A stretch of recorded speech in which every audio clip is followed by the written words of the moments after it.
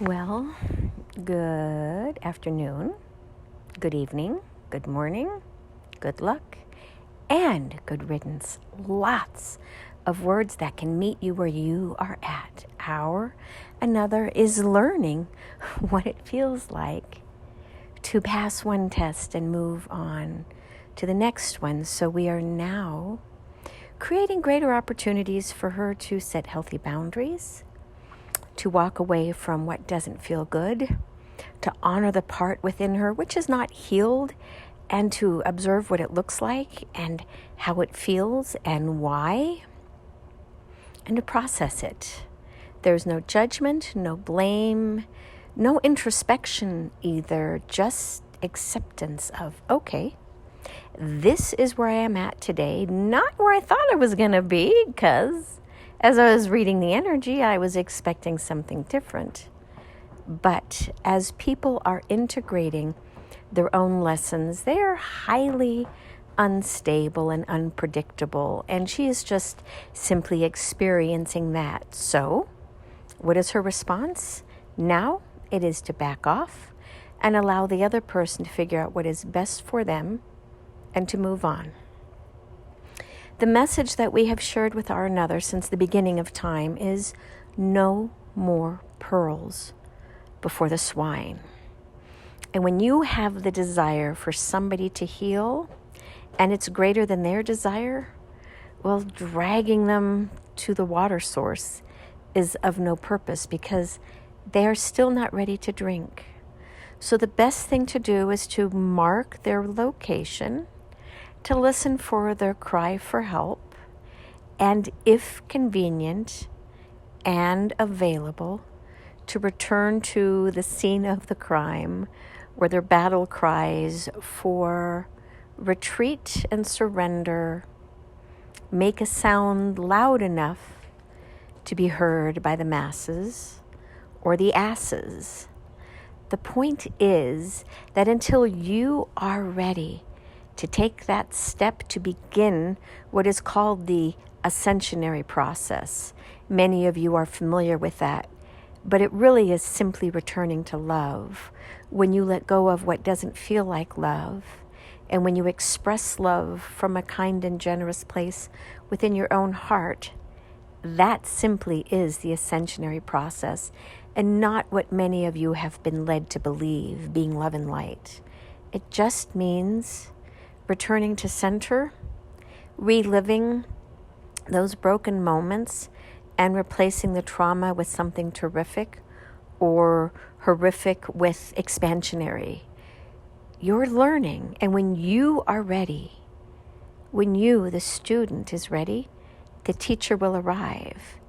But if the teacher knocks on your door and you continue to close the door or close it in their face, do not expect them to stand there and wait. You're not ready, and that is okay.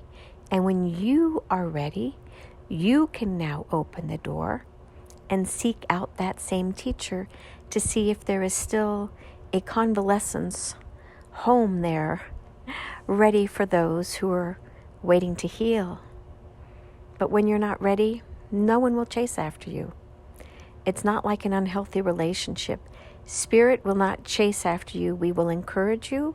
We will knock on your door, letting you know that we are ready and available. But then we go out and about and do our own business, waiting for that battle cry again, which is acceptance, resurgence, re-establishing what feels good and what doesn't, and then ultimately just the surrender to move into this experience of what is unfamiliar, uncomfortable, unknown, and in your mind, oftentimes, if we're honest, unnecessary. You don't believe that by allowing the universe in, that by inviting us in to just simply guide your path, that is really the end of your query, of your questioning, and that the answers will present themselves. And until you really truly believe that that is the case, no amount of surrender is helpful, because that is honestly the only surrender that moves you into this space of unconsciousness becoming conscious and becoming the most loving and exploratory version of you, meaning that if you resist cursing because you think it is unholy, becoming an unholy version of yourself, or you realize saying the word fuck is just a vibration and it is the intention which matters most. And for those of you who believe that porn is the Antichrist or Satan is the Antichrist, we invite you in to explore a different version of the dark side or the shadow side, which is just simply the unhealed aspects of you that project themselves out into the world with a designation of making you fearful, when really it's just you yourself that you are looking at in the mirror that terrifies you.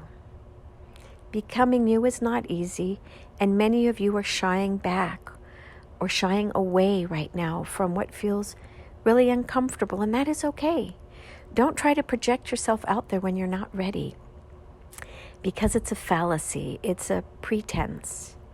You will know, because the thirst that you have for the unknown will force you outside of your comfort zone and to literally drink from the waters of the divine, from the waters of the mysteries of the universe, and the waters of the loving healing energy that will help to restore balance and normalcy to the extent that that even exists.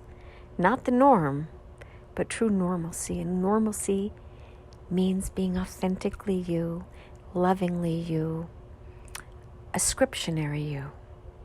We shared on that the other day. Be blessed, be loved, and most importantly, be yourself. And so it is. Namaste.